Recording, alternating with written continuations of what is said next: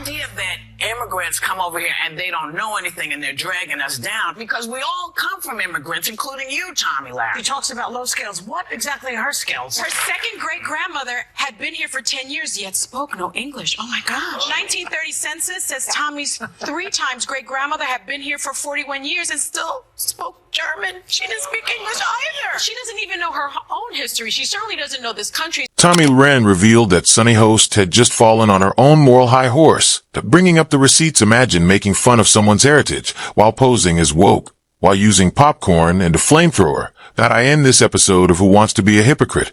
A Sunny girl chooses to struggle, instead of simply clapping back. Tomi gave a master lesson in public takedowns. Hold on tight, because this drama is twice as petty as a reunion of Real Housewives, and you won't believe what Sunny said next. What led to that bashing on The View?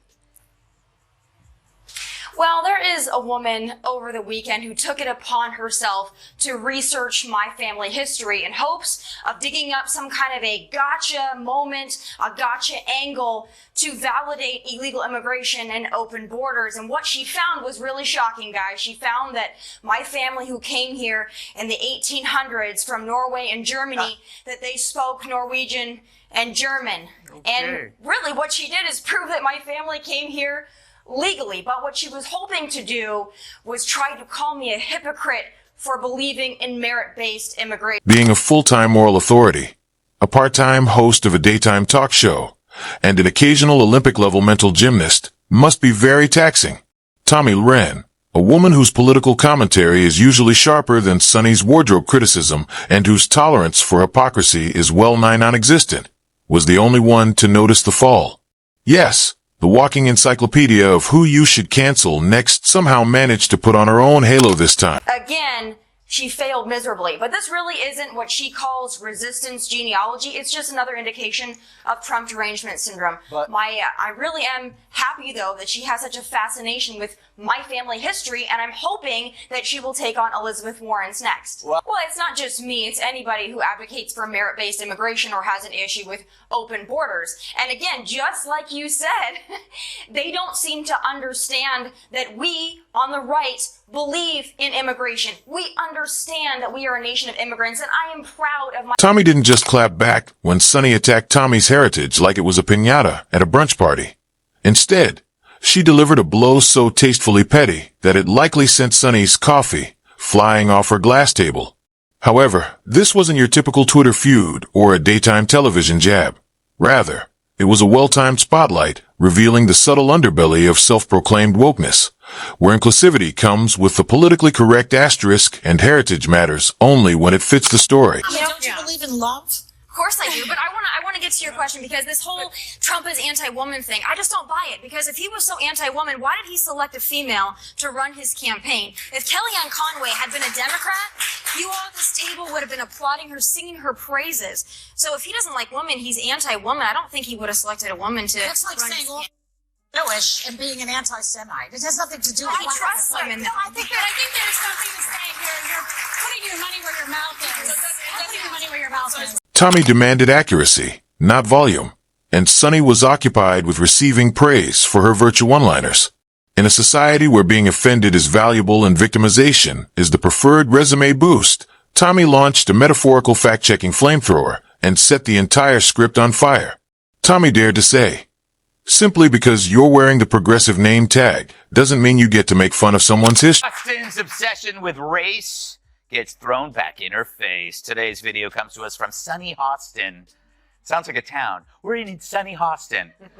She was on PBS's Finding Your Roots, a show dedicated to researching celebrity ancestry. For context, Sunny is a staunch supporter of reparations and has made a fortune spewing nonsense about white privilege and racial justice. Well, turns out she's not as oppressed as she claims she is. She's actually the descendant of slave owners from Europe. Here's how she took the news. Let's not exaggerate the situation. This wasn't a feud. A rivalry usually entails two fighters sparring on an equal basis and exchanging verbal insults like heavyweight competitors. But this was a silent, well-planned dissection, a masterclass in surgical humiliation without speaking. Instead of confronting Tomi Lahren, Sunny Hostin dismissed her with an arrogant eye roll and wrist flick, almost shattering her own moral superiority. She carelessly made crude remarks about Tomi's background, views, and ideas, her heritage. But let's take a moment to consider the possibility that those same remarks were directed at someone else who was higher on the media's diversity scorecard. CNN would host emergency panels and take viewers on a month-long apology tour that included heartfelt remarks. HRM required workshops and most likely a book deal about the experience. But since Tomi's heritage doesn't fit into the rainbow coalition of acceptable identities, no victimhood badge, check marks, or Hollywood backstory, it's open season. And oh, how the self-righteous love hunting when they believe the prey can't shoot back. They get a special joy from condescension masquerading as commentary. It's the smugness of thinking their prejudice is activism when it's aimed at the wrong kind of person. Oh, I'm a little bit in shock. I just always thought of myself as Puerto Rican, half Puerto Rican. I didn't think I was, my family was originally from Spain and slaveholders. Yeah. So how are you feeling, my friend? I think it's actually pretty interesting that my husband and I have shared roots. Yeah. So I do appreciate that. And I think it's great for our children to know this information. I guess it's a fact of life that this is how some people made their living, on the backs of others. Fact of life. Interesting change of tune. But Tomi didn't play dead. She just sharpened her facts, adjusted the mirror, and let Sunny trip over her own reflection, because sometimes the most devastating clapback isn't a scream at silence. With receipts, unfortunately, for Sunny, Tomi came locked and loaded with what the internet lovingly refers to as receipts, and what sane people recognize as common sense, without shouting, without table flipping, and without calling for a boycott. Tomi simply drags Sunny across the marble floors of her own.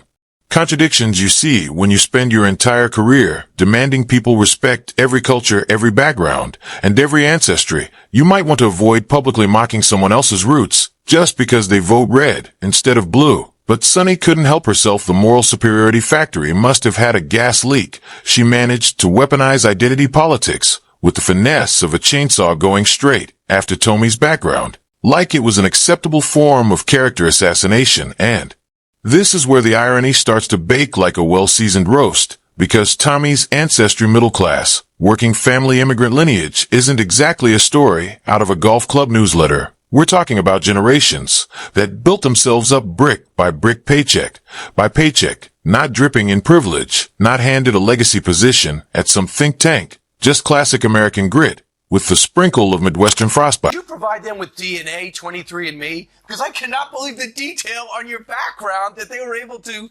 get.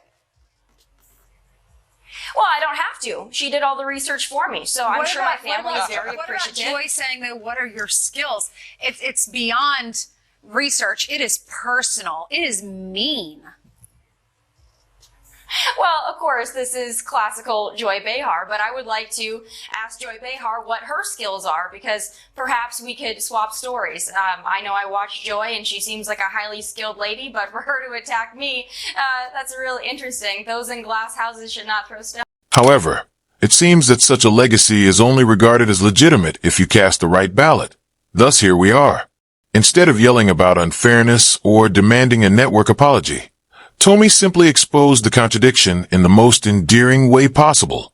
She simply walked the audience through Sunny's greatest hits of hypocrisy, and it was a banger of an album. Remember when Sunny paraded as the patron saint of cultural respect? Apparently, that clause had a footnote offer void if subject is blonde, conservative, or capable of complete sentences without a teleprompter. And that's what makes Tomi's takedown so delicious. She didn't need fireworks, just a mirror, a nice clear mirror that she angled right in Sunny's direction, because when you declare yourself the Grand Marshal of the Inclusivity Parade, you better make damn sure you're not tripping over your own parade float when it counts. But Sunny tripped, fell, and somehow tried to blame the pavement.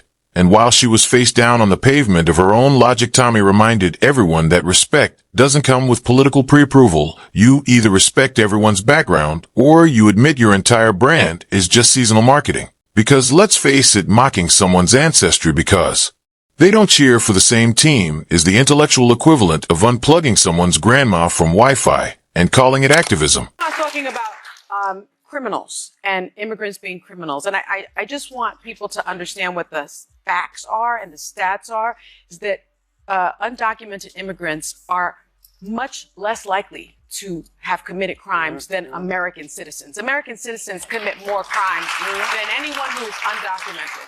I also want to make the point that an undocumented immigrant is not a criminal because he or she is undocumented. That is a civil offense. So to call people illegals is, in and of itself, I think, xenophobic and racist. And I do.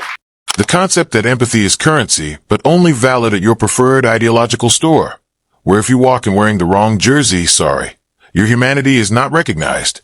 And if you say the right buzzwords, your humanity is not recognized, is what Tomi revealed. It was the framework of a problem that goes far deeper than one rude remark. Let's call this trend Buffy style. People like Sunny get away with it by being woke. They walk down the social justice aisle, picking and choosing the causes that suit their aesthetic, and throwing out anything that doesn't fit their agenda. They are pro-immigrant unless the immigrant is conservative, pro-women unless the woman disagrees with you, and pro-diversity unless the diversity includes farmers in rural America or those who believe taxes are too high. The public watched with popcorn as Tomi laid out her quiet demolition, not because everyone agreed with Tomi on politics, far from it, but rather because hypocrisy makes everyone cringe, and witnessing someone fall into a trap they set for themselves is one of the few bipartisan pleasures left in America. Sunny had been playing for so long that she forgot she was being watched, and Tomi pulled the security footage. Her response wasn't anger, but precision.